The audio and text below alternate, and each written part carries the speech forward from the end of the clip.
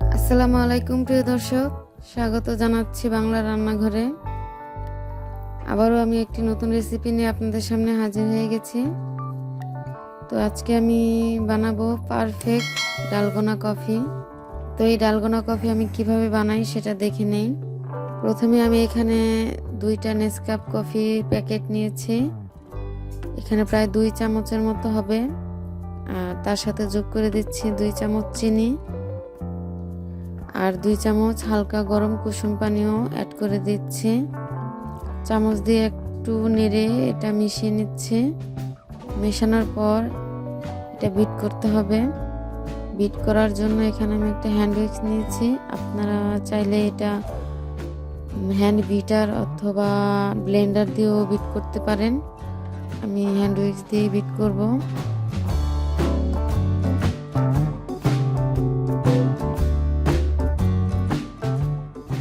তো আমি বিট করছি প্রায় 6 মিনিটের মতো আমি এটা বিট করব। এটা অনেকক্ষণ সময় নিয়ে বিট করতে হয়, তাছাড়া ভালো করে ফোমটা হবে না। তো এখানে ফ্যান আউট এসেছে।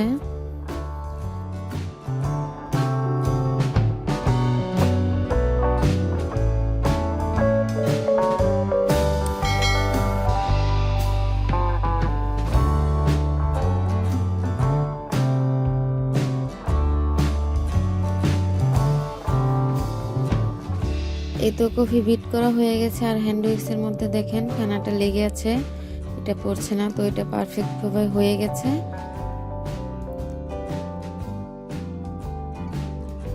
এখানে আমি 3টা ওয়ান টাইম কাপ নিয়েছি। আপনারা চাইলে এখানে কাচের গ্লাস অথবা কাচের কাপও ব্যবহার করতে পারেন। এখানে তরল দুধ আমি ঘন করে জাল দিয়ে ঠান্ডা করে নিয়েছি। এখন গ্লাসে দুধটা ঢেলে নিচ্ছি, প্রায় অর্ধেক পরিমাণ করে 3টা গ্লাসে আমি দুধটা ঢেলে নিব।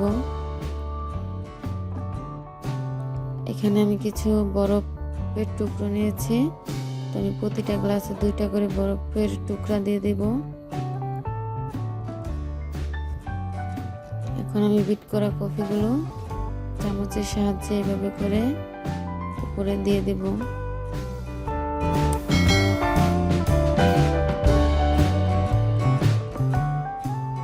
এই তো বিট করা কফিগুলো দেওয়া হয়ে গেছে। এখন একটু সাজানোর জন্য উপরে আমি কোকো পাউডার দিয়ে দিচ্ছি। আপনারা চাইলে ড্রাই চকলেট অথবা কফি পাউডারও দিয়ে সাজাতে পারেন। সো ভিউয়ার্স, হয়ে গেছে। এই গরমের মধ্যে ঠান্ডা ঠান্ডা ডালগোনা কফি খেতে খুবই টেস্ট হয়, আর আমার বাচ্চাদের খুবই পছন্দ। আমি দ্বিতীয়বারের মতো এই ডালগোনা কফিটা বানিয়েছি।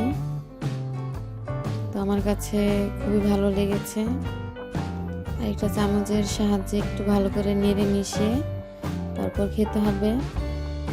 সো ভিউয়ার্স, এই ঠান্ডা ঠান্ডা ডালগোনা কফি রেসিপিটা যদি আপনাদের ভালো লেগে থাকে, একটা লাইক করে সাবস্ক্রাইব করে পাশে থাকবেন। আর পুরো ভিডিওটা দেখার জন্য ধন্যবাদ।